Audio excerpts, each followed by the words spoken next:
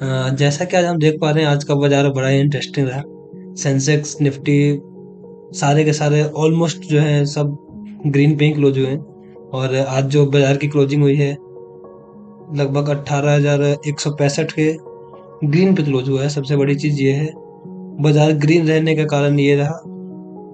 जैसा कि हम निफ्टी के चार्ट को देख रहे हैं, आज बड़ा इंटरेस्टिंग चार्ट था और ग्राफ रहा आज। जैसे कि हम देख पा रहे हैं, इसका जो क्लोजिंग स्टार्टिंग आज जो ओपन हुआ वो भी ग्रीन में हुआ और क्लोज भी ग्रीन में ही हुआ है। तो एक अच्छा मूव हम कह सकते हैं। स्टार्ट में ये जो है निफ्टी जो है लास्ट 2 वीक के पीक को टच किया है, जिसमें आज out of 2000 stocks 1068 stock advance रहे हैं। उसके अगेंस्ट में 926 स्टॉक्स डिक्लाइन हुए आज। और आज हम बात करें दोस्तों, तो एफआईआई ने फिर से बिकवाली ही किया है। कल पहली बार इस महीने में एफआईआई ने खरीदारी किया था, लेकिन फिर से आज एफआईआई ने लगभग 320 करोड़ की बिकवाली किया है। लेकिन जो भी है, हमारा जो डोमेस्टिक इंस्टीट्यूशन है, हमारा जो म्यूचुअल फंड का पैसा लगाया जा रहा है वो अब लगाया जा रहा है और डीआईआई ने आज के मार्केट को बचा ले गया। आज का जो टॉप परफॉर्मर सेक्टर है, आज metal, financial service, bank services and PSC वगैरह जो है, हमारे हेल्थ केयर वगैरह आज अच्छा पॉजिटिव में रहे और अच्छा मूव किया। जिसके अगेंस्ट में आईटी और एफएमसीजी सेक्टर तो लगभग न्यूट्रल है, थोड़ा ठीक ठाक रहा। लेकिन हमारा जो आज पीएसयू सेक्टर जो है फिर से डाउन गया और डिक्लाइन हुआ। लगभग 1.25% का अराउंड डिक्लाइन हुआ है हमारा पीएसयू सेक्टर। ऑयल गैस और एनर्जी सेक्टर, ऑटो सेक्टर आज हमारे डाउन रहे। तो हम अपने चलते हैं, चार्ट देख लेते हैं। एक बार चार्ट देख करके हम देख लेते हैं निफ्टी क्या बोलना चाह रहा है, कल का क्या रहने वाला है निफ्टी के लिए। जैसे कि आज हम देख पा रहे हैं, निफ्टी आज फिर से एक अपने बड़े ही इम्पोर्टेंट रेसिस्टेंस लेवल पे जाके क्लोज हुआ है। तो ये बड़ा ही इंटरेस्टिंग रहेगा कि यहाँ से इस रेसिस्टेंस को निफ्टी कल ब्रेक कर पाता है या नहीं कर पाता है। क्योंकि यदि यहाँ से इस रेसिस्टेंस को ब्रेक करता है तो निफ्टी के पास एक बड़ा ही इम्पोर्टेंट सा एक और रेसिस्टेंस लेवल है 18,320 के आसपास में। लेकिन यदि यहाँ से निफ्टी टूटता है तो इसका जो है सपोर्ट लेवल है, सबसे पहला सपोर्ट लेवल है 17,930 के आसपास का सपोर्ट लेवल है। उसके बाद यदि वहाँ से भी टूटता है तो 17,820 के आसपास में सपोर्ट लेवल रहेगा। और यदि वहाँ से भी टूटता है तो निफ्टी का तीसरा सपोर्ट लेवल जो है वो 17,750 के आसपास का रहेगा। बात कर लेते हैं इंडसइंड बैंक की भी, जिसका जो है रिजल्ट आया है, जो ईयर ऑन ईयर बेसिस जो है 58% जो है हमें दिया है रिटर्न, जो कि ज़्यादा नहीं है। जो एक्सपेक्टेशन था उससे उसी के आसपास में रहा है। और क्वार्टर ऑन क्वार्टर बेसिस जो है 9% का इसका रिटर्न आया है। जो एक्सपेक्टेड था वही है।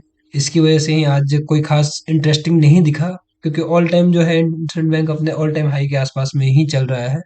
और बाकी यदि हम मेन जो बैंकिंग सेक्टर है, पीओसी सेक्टर है, इसका प्रॉफिट नहीं, इसका असेट्स देखे जाते हैं।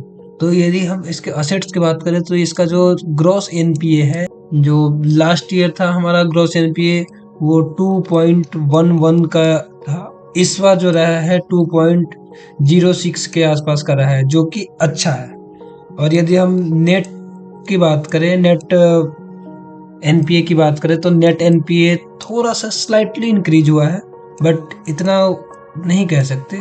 61 से 62 गया है, 0.61 से 62 गया है, जो कि ठीक ठाक है।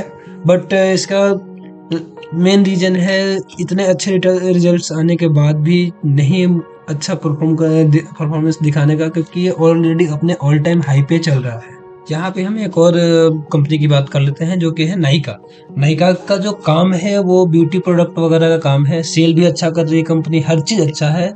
बट क्या है, वैल्यूएशन जो मेन रीजन है वो है अपना वैल्यूएशन कंपनी का। क्योंकि कंपनी ने वैल्यूएशन बहुत हाई डिमांड कर रखा है। मतलब ये कह सकते हैं कि जो कंपनी का नेट असेट है उससे 10 गुना से भी ज़्यादा का कंपनी ने वैल्यूएशन हाई डिमांड कर रखा है। 2800 करोड़ के आसपास का इसका नेट एसेट है। लेकिन कंपनी जो डिमांड कर रखी है लगभग 37,000 करोड़ का मार्केट कैपिटल। मतलब ये है कि यदि मान लो कि एक फेविक्विक हम लेते हैं, एक एग्जांपल ले लेते हैं, जैसे फेविक्विक लेते हैं, 5 रुपए का मार्केट में बिकता है। अब यदि ये हमें मिलता है 4 रुपए पे, 3 रुपए पे, 2 रुपए पे, या 5 रुपए में भी मिलता है तो हम ले सकते हैं। लेकिन यदि 5 रुपए का फेविक्विक कोई आपको दुकानदार जो है 20 रुपए का दे रहा है तो आप लेना नहीं पसंद करेंगे, क्योंकि इसका जो है अभी भी जो है 900 के अराउंड में ईपीएस चल रहा है। तो कहने का मतलब ये है कि स्टॉक्स बहुत महंगा है। तो इस वजह से जो है इस स्टॉक की पिटाई मार्केट में जारी है। और ये जो है लगभग लगभग 170 के आसपास में जब मूव कर रहा था तभी बोला गया था कि स्टॉक्स में कोई खास पोटेंशियल नहीं रखता है, स्टॉक कोई खास पोटेंशियल्स नहीं रखता है। अब ये जो है यदि अब कहाँ तक गिरेगी, अब चलो जिन्होंने नहीं लिया है वो लेने से अवॉइड कर सकते हैं, टोटली ये आपका डिसीजन रहेगा। या फिर यदि हम ये जान लेंगे कि भाई गिरेगा तो गिरेगा कहाँ तक, तो अभी जो है लगभग लगभग 120 के आसपास में ये है, 120 के आसपास में यदि सपोर्ट ले लेता है ये तब तो ठीक है। लेकिन यदि वहां से टूटता है तो ये 100 और 80 के आसपास में भी जा सकता है। ये स्टॉक बहुत वीक है, फंडामेंटली बहुत वीक है। सेल्स अच्छा है, ग्रोथ अच्छा है, कंपनी प्रॉफिट कर रही है। लेकिन क्या है, यदि आप शॉर्ट टर्म यूजर हैं, शॉर्ट टर्म इन्वेस्टर्स हैं, तो फिर तो ये स्टॉक्स आपके लिए नहीं था बॉस।